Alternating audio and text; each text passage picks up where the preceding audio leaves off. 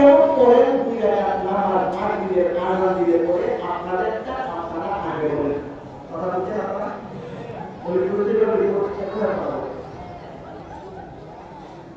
আমরা মাগরিবের নামাজের আযান দিয়ে পড়ে 2 রাকাত নামাজ পড়ি, কারণ হলো হাদিসে আছে। কোথায় আছে বলেন? হাদিসে আছে। ওই পড়া হাদিস বলেন, হাদিস বলেন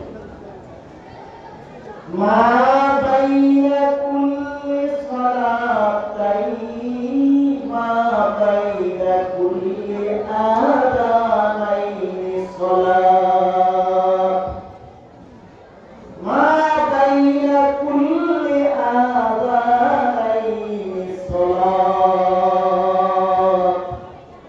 হাদিস বলল প্রত্যেক আযান আর ইকামতের মাঝখানে 2 রাকাত নামাজ আছে। এই জন্য পড়ি। হাদিসটা বুঝেন আপনারা? কেন বলে? আযান ইকামতের মাঝখানে 2 রাকাত নামাজ আছে। এই জন্য পড়ি মাগরিবের আযান দিয়ে 2 রাকাত নামাজ। ওই পর আপনি কি হাদিস এটাই জানেন নাকি এটা ছাড়া আরো জানেন? আপনি হাদিস এটা জানেন নাকি এটা ছাড়া আরো জানেন? ওই বললো আমি হাদিস এটাই জানি। ওই পর আমি হাদিস এটাও জানি, এটা ছাড়া আরেকটা জানি। ওই লোক যেটা বলে জানেন না বলে কিন্তু অতিরিক্ত আরেকটা হাদিস জানি। এবার বলে কি বলে আবু দাউদ শরীফের হাদিস মা বাইনা কুল্লি আযানাইনি সালাত ইল্লাল মাগরিব। প্রত্যেক নামাজে আযান দিলে পরে ইকামতের আগে 2 রাকাত নামাজ আছে, কিন্তু মাগরিবের আযান দিয়ে আর কোনো নামাজ নাই। হাদিস থেকে কোন লোক মানছে? মানছে? মানে আযান দিলে পরে ইকামতের আগে নামাজ আছে। এই হাদিসের ভিত্তিতে আমরা 4 ওয়াক্ত আযান দিলে পরে ইকামতের আগে নামাজ পড়ি। কি বলেন? মাগরিবের আযান দিলে ইকামতের আগে আর কোনো নামাজ নাই।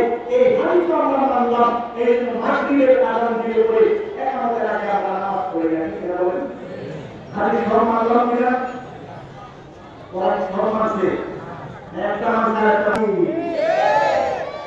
সব বাকি মতবা কোরআন এবং হাদিসের কিছু মানে তার নাম হলো বাকি। আর সব মিলায়া কোরআন এবং হাদিসের সমন্বয়ে ইজমা এবং কিয়াসের সমন্বয়ে সঠিকভাবে যে সমাধান দেওয়া হয় তার নাম হলো আহলে সুন্নাত ওয়াল জামাত। সংক্ষেপ পরিচয় কোন মাদ্রাসা, সংক্ষেপ পরিচয় দেওবন্দি উলামায়ে কেরাম। কি বলছিলাম আমি? আব্দুল রউফ আমার জিজ্ঞেস নাবি নিচে হাত বাঁধেন এগুলো না ইয়াদ আছে? নাবি নিচে হাত বাঁধেন। এই কোরআন উত্তরে 5332 নম্বর হাদিস ওয়াইল ইবনে হুজর রাদিয়াল্লাহু তাআলা আনহু বলেন আল্লাহর নবীকে আমি দেখছি ডান হাত বাম হাতের মধ্যে রাখা, তারপরে নামাজের